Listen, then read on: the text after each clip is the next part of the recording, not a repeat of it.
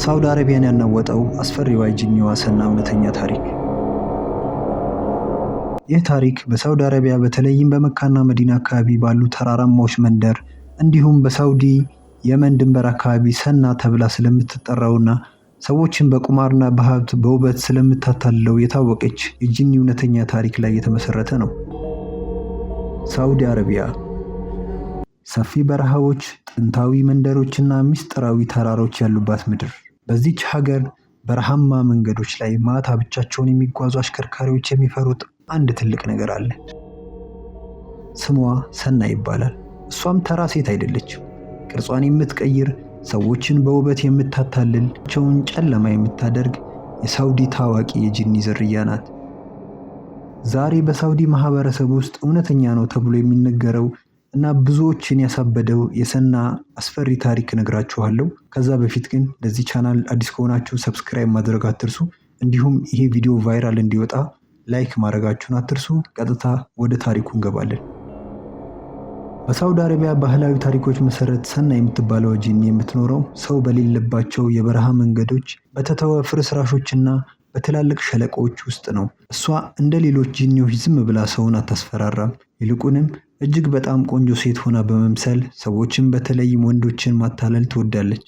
ሰና ሰዎችን የምታጠምድበት የራሷ የሆነ ሚስጥራዊ መንገድ አላት።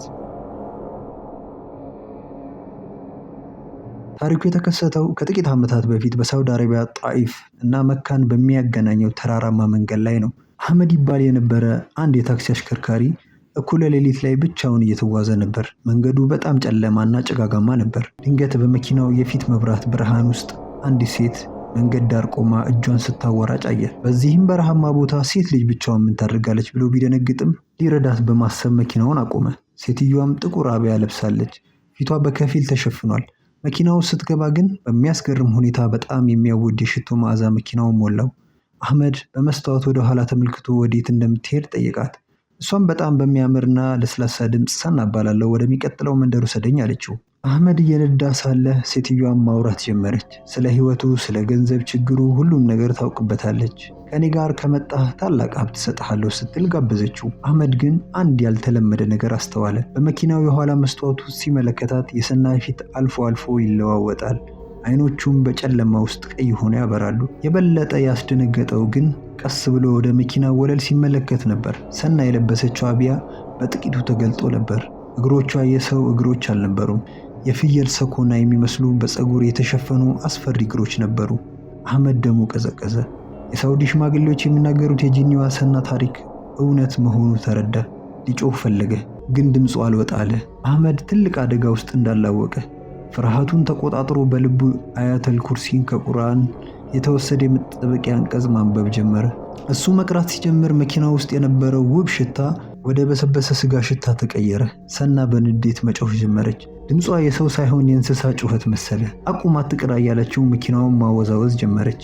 አህመድ ግን ሳያቋርጥ መቅራቱን ቀጠለ። ድንገት ታላቅ ፍንዳታ መሰል ሴትዮዋን ከመኪና ውስጥ ጠፋች። አህመድ መኪናው መንገዱ ዳር አቁሞ ራሱን ሳተ። በማግስቱ ጠዋት ሰዎች መኪና ውስጥ በድንጋጤ ደርቆ አገኙት። ይህ ታሪክ ከተከሰተ በኋላ አህመድ የአእምሮ ህመም እክል ገጠመው።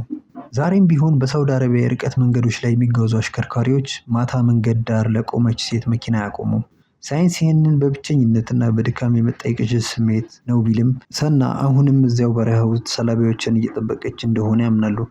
እናንተስ ምን ታስባላችሁ? ማታ በረሃማ መንገድ ላይ ብቻችሁን ብትሆኑ አንዲት ቆንጂት ሴት ብታዩ ታቆማላችሁልን? ታሪኩን ከወደዳችሁት ላይክ፣ ሼር ማድረግ አትርሱ። በቀጣይ አስፈሪ ታሪክ እስክንገናኝ ድረስ ሰላም ቆዩ።